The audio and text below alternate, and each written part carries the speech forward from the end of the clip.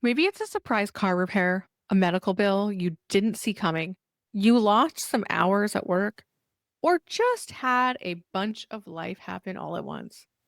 Whatever it is, setbacks have this way of making us feel like we've completely blown it. Like all the progress we've made is just gone out the window. And listen, I get it. I've been there recently, actually. The good news is setbacks don't mean you're starting over. You just need a clear, calm game plan to keep moving forward. Hi, I'm Amber, today's host for the Debt Free Dad podcast, where we help everyday people like you take control of your finances so you can live a happier, less stressful life. My husband and I saved and paid off $54,000 in just 20 months and have been living debt free outside of our mortgage since 2018. Now, after listening to this episode, if you're ready to take things to the next level, ready to break free from living paycheck to paycheck, reduce financial stress, build your savings, and finally pay off debt for good, but you're not sure where to start, we've created an incredible free resource that I'll be sharing with you later. Today, I'm walking you through 3 simple steps that can help when life punches you in the wallet. So, step number one, pause and get the full picture. When something unexpected happens, our first instinct is usually panic. We either freak out or bury our heads in the sand. And I'll be honest, when you're dealing with emotions on top of money stress, gosh, that's even harder. A couple of months ago, we lost our sweet dog Bonnie, and just a month later, we had to say goodbye to our other dog Clyde. It was absolutely heartbreaking. And on top of the emotional side, between the vet bills, medications, euthanasia costs, it added up to around $4,000 in just 3 short months. We had to pull from our emergency fund to cover the costs. Now, I want to be really clear about something. We didn't always have a large emergency fund just sitting there. We started exactly where a lot of you are starting right now. We built a small emergency fund first, we paid off our debt, and then we spent time growing that larger emergency fund over the years. So, just so you know, it didn't happen overnight. It took consistency, discipline, and a lot of saying no to other things so we could say yes to peace of mind. So, if you're just starting, don't get discouraged hearing big numbers like that. Everyone starts with the savings of $100, $500 to their first $1,000, and it grows from there. But even with that foundation, facing a big emotional and financial hit like this wasn't easy. It still hurt to see all that money leave our account. But because we had built the safety net over time, it meant that the setback didn't completely derail everything and we could focus on grieving and healing after having to say goodbye to our furry friends, our beloved family members. So it all starts with step number one, pause, breathe, get a clear, full picture. Ask yourself, how much exactly did this cost? What bills or other priorities are affected now? Is this a one time hit or something that's ongoing? Writing it all down might not change the facts, but it changes how you feel about the facts.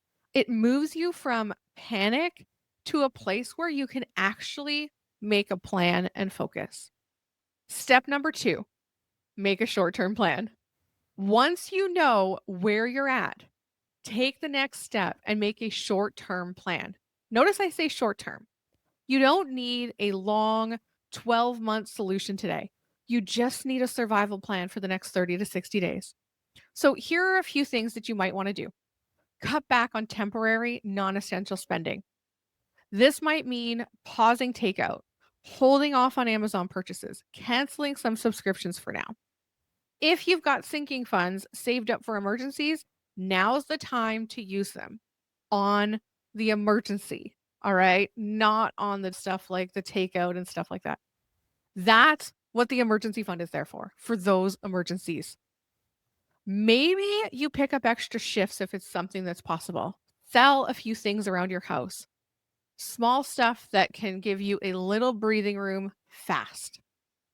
And while you're making this plan, don't forget about your priorities: food, housing, transportation, and utilities. Cover these first. Everything else can be put on hold for a little while. The goal isn't to fix everything perfectly, it's just to stabilize. Give yourself permission to focus only on what absolutely matters for the next month or two. Now, number three, focus on building momentum again. After you stabilize, it's time to shift your focus to build momentum again. Here's where a lot of people get tripped up because setbacks feel like failure. It feels like you lost everything you worked for, but you didn't lose everything. You still have your habits, you still have your knowledge, you're moving forward with more experience. You're not starting from zero. So here's what you got to do: start small. After covering our dog's expenses, we knew we needed to fill our emergency fund again, even if it meant starting with $20 here and $50 there. And it's going to take time to rebuild it back up. After all, we took a $4,000 hit. Set one tiny win for yourself this week. Maybe you meal plan. Maybe you save your spare change. Whatever it is, it's a step forward. And keep track of those wins. They add up a lot faster than you think. And when you're keeping track of them, you can go back and see that you still are making progress, because sometimes we get lost in the hustle and bustle of life and we think we aren't making progress. And then, of course, you're going to want to give yourself some grace. One setback doesn't erase all the progress, it's just a detour, not the end of the journey. All right, so let's quickly recap. Step one, you want to pause, get a clear picture of where you're at. Step two, make a short term plan to stabilize yourself. Step three, start building momentum again with small steps moving forward. If you're dealing with a setback right now, I'm really sorry you're in that. I know it's hard, but remember, it's temporary. You're not broken. You haven't failed.